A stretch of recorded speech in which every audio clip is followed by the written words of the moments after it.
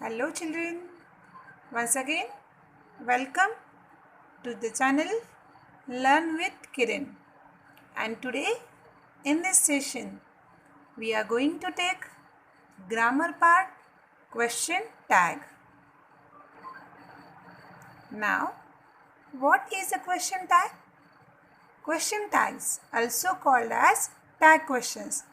These are mini questions that we often put on the end of a sentence in spoken English. Adding a question tag to a sentence is like asking, "Am I right?" or "Do you agree?" Let's see the examples. It was a good film, wasn't it? You haven't met Mary today, have you? If we look at these two sentences, have you and wasn't it, which are written in orange color, they are the question tags. Now, for what reason and when we use question tag? So, we use question tags for two main purposes. Number one, to ask someone to agree with us. In this case, the question has a falling intonation. Adding it to a sentence is like asking the question, "Do you agree?" And that is the first example. As we ask, "It was a good film," means we are asking the person whether he or she is agree with us. Number two, to check whether something is true or not. The second sentence is the example of this. You haven't met Mary today, have you? So we are asking whether it is true or not. Means you have met Mary. Look at this figure. This is the different kinds of question tags. If you see towards the left side, you can see all the question tags which are positive question tags. For example, are you, was she, do you, did she, have I, had they, will you, should I. And toward the right side, you can see the question tags which are negative. Mustn't he, won't she, hadn't we, haven't they, didn't he, don't they, wasn't he, isn't it. So these all are the question tags which we will add to the main sentence and then it will become a question tag. See the slide. In this we can see that a question tag is a short question at the end of a statement. Already we have discussed these things. Question tags are used when asking for agreement or confirmation.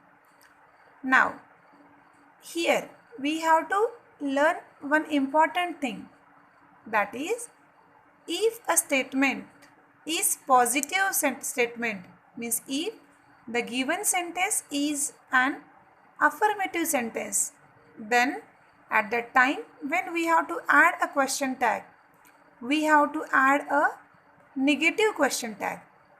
See the example. You are a student. This is a positive statement. Now when we have to add it a question tag, we have to add negative. Are, which is the to be's verb, will come after the sentence with comma. Then not is added. So we have used the short form aren't and the pronoun you and question mark. So a subject pronoun comes after an auxiliary, a modal verb or a form of the verb to be. Now the next thing, now if the statement is negative, then we have to add a positive question tag. It means vice versa we have to do. If a sentence is positive, we have to add negative question tag, and if the sentence is negative, we have to add a positive question tag. See the example. Mary isn't a teacher, comma, is she.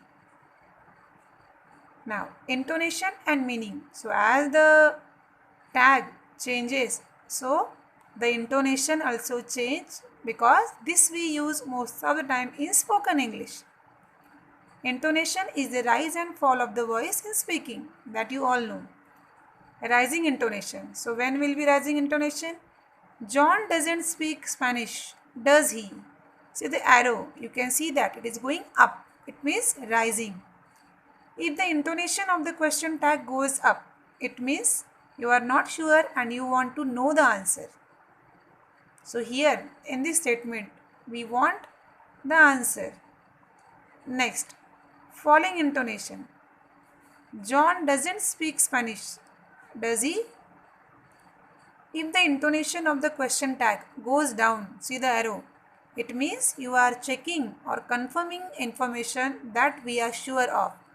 Means when we are not sure, at that time it will become in rising intonation, and when we are sure, it will be in the falling intonation. It can also be used when making conversation. So this question tag we use in our conversation also. Let's learn with more examples. Now, negative question tags. When we have to add when the statement is positive statement. Now, if you see all these sentences here, I have tried to take all the to be's and even the main verbs also. Number one sentence you can see, you are a student, which you all are. And the negative tag which we have added is aren't you. What we have done? The helping verb which is used in this statement, we have used the same but in the negative form, and the subject has, we have used the subject at the end and then the question mark. He is very busy, isn't he? He was happy, wasn't he?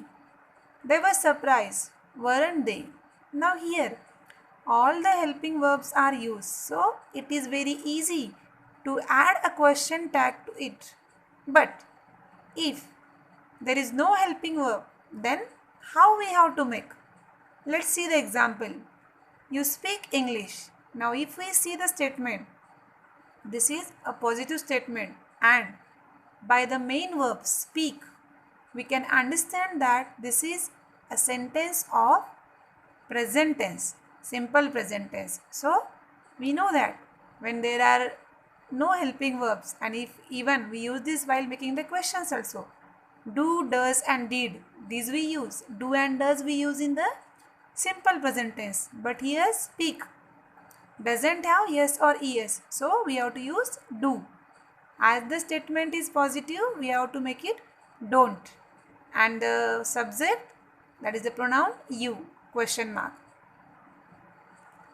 Next, he studies Spanish, studies, es is added, it means we have to use now does, and even we know that he is third person singular, and we know the rule.